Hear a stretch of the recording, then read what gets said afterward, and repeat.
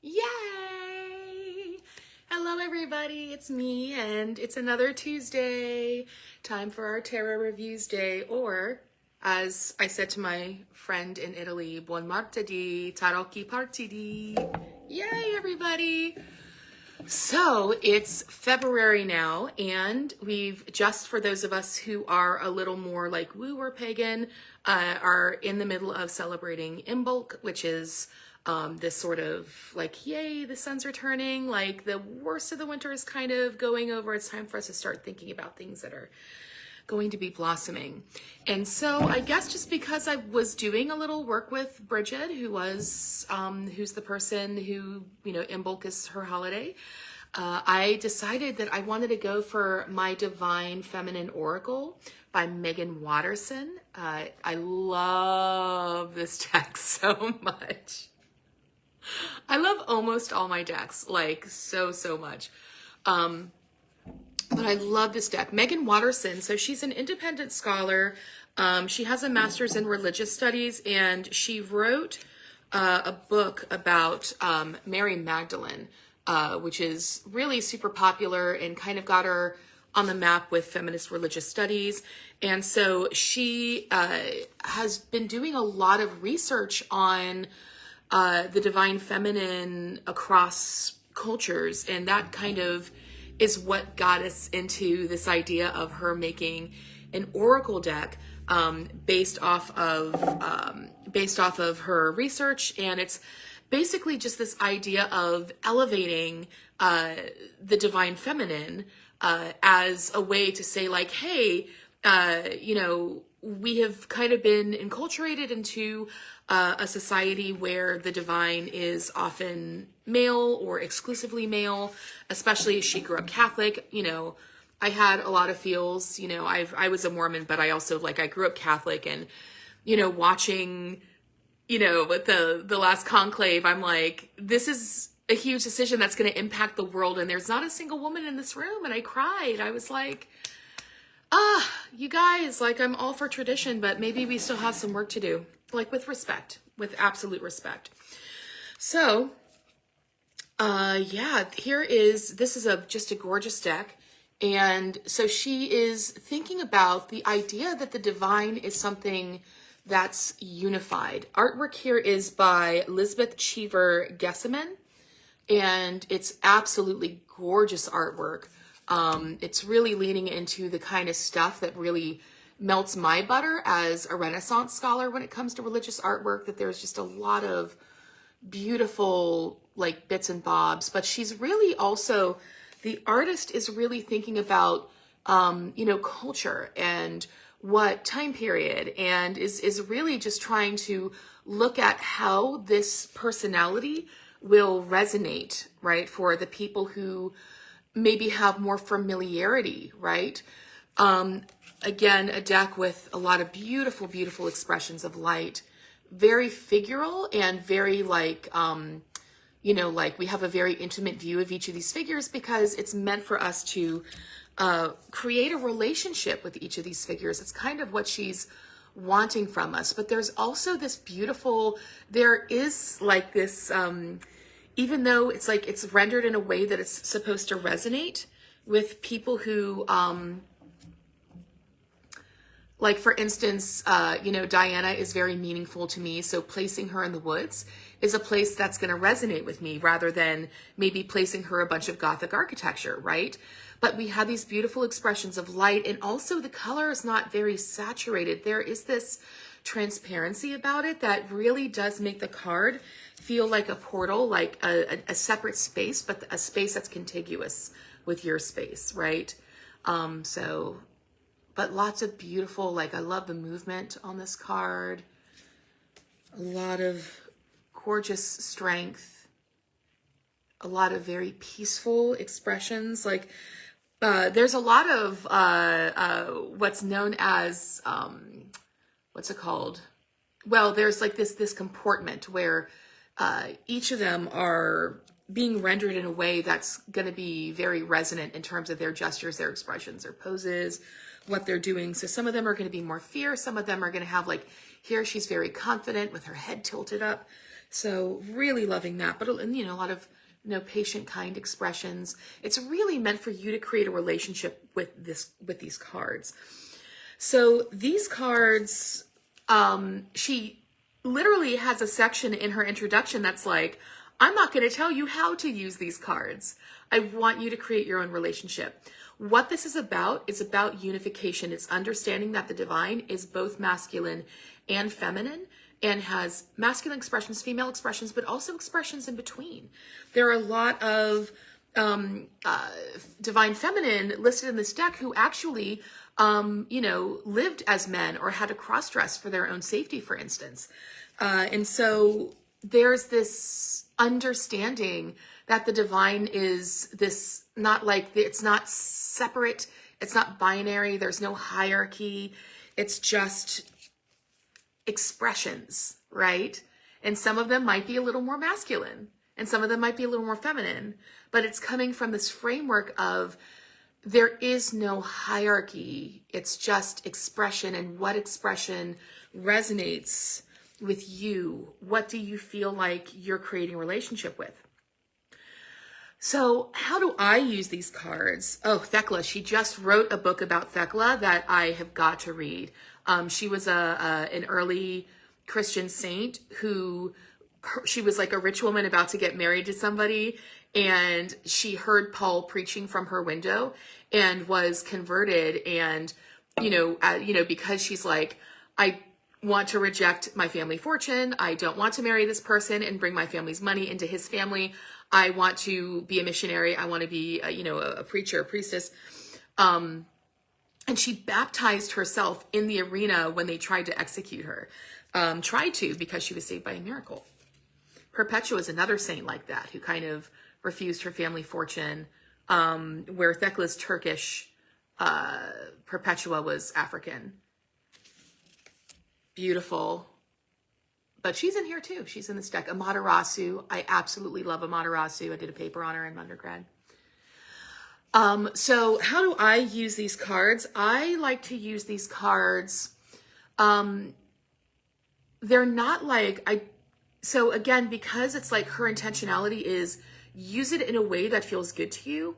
Sometimes I'm doing a reading and I'm like, I feel like maybe one of these people wants to work with the querent, or maybe this person has something to say to the querent, right?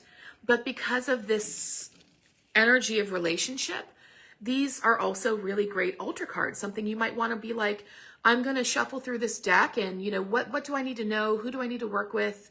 What's something I need to integrate maybe more within myself? Oh, here's Perpetua. Yay.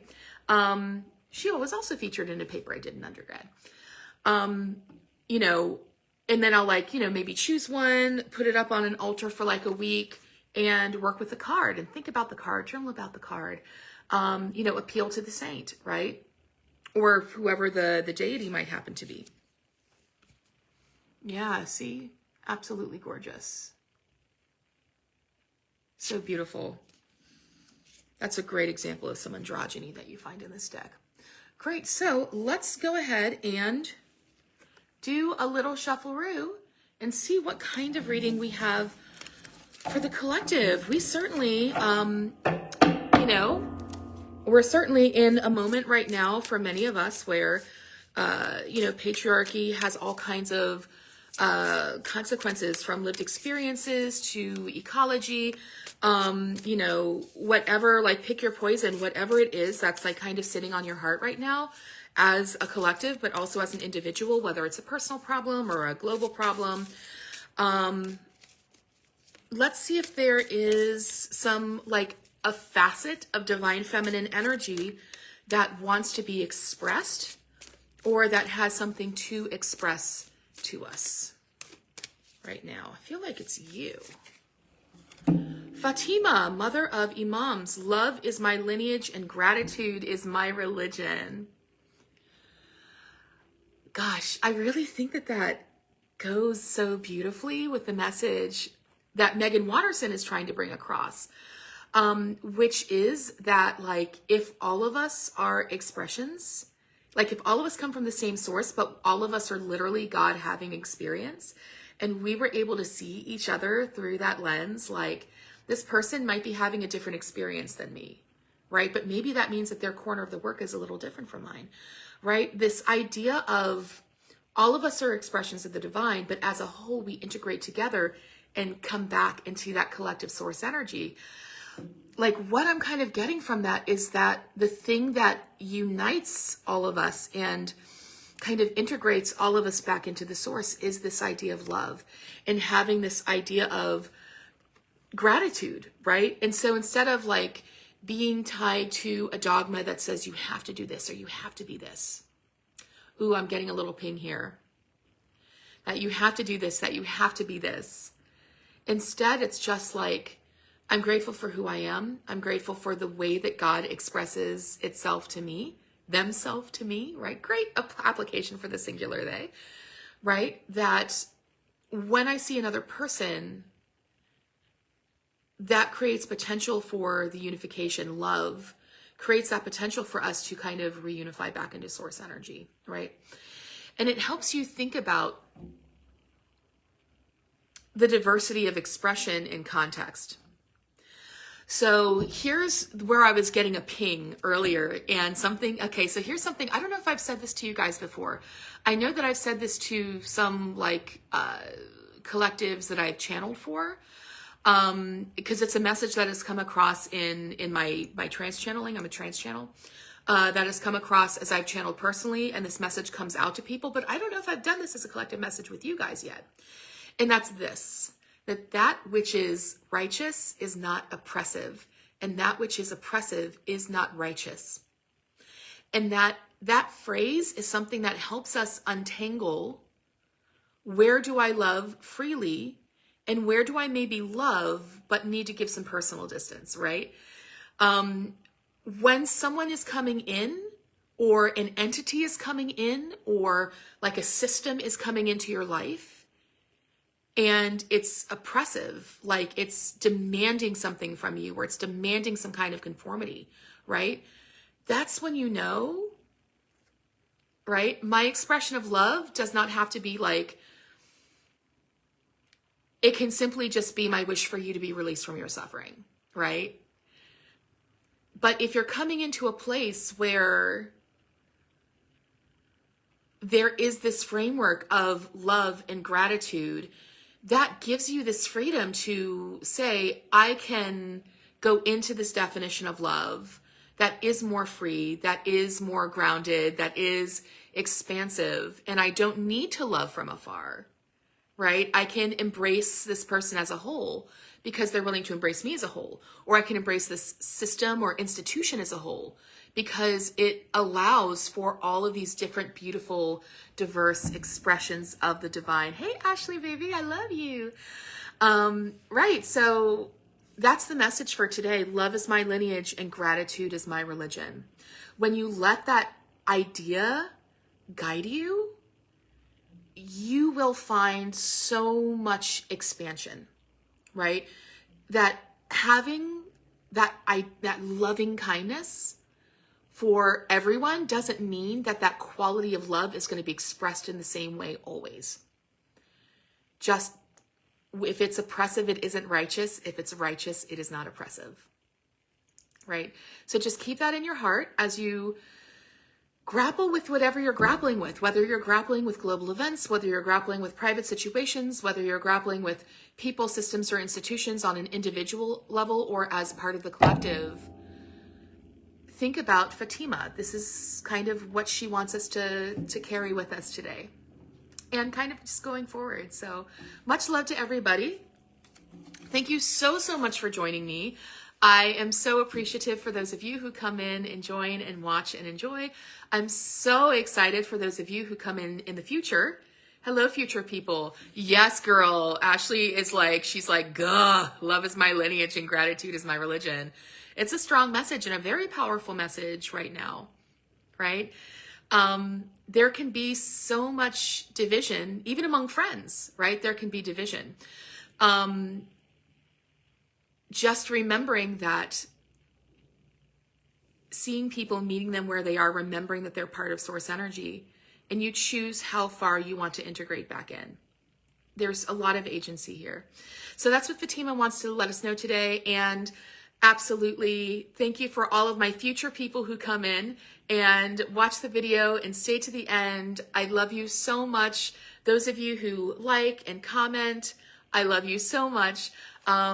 Just thank you. And again, if you feel like you need any greater guidance on anything, you know, shoot me a DM, book me. I am super here and ready for, you know, whatever your needs might happen to be. Love you, love you, love you. Have a great week. Mwah. Bye-bye.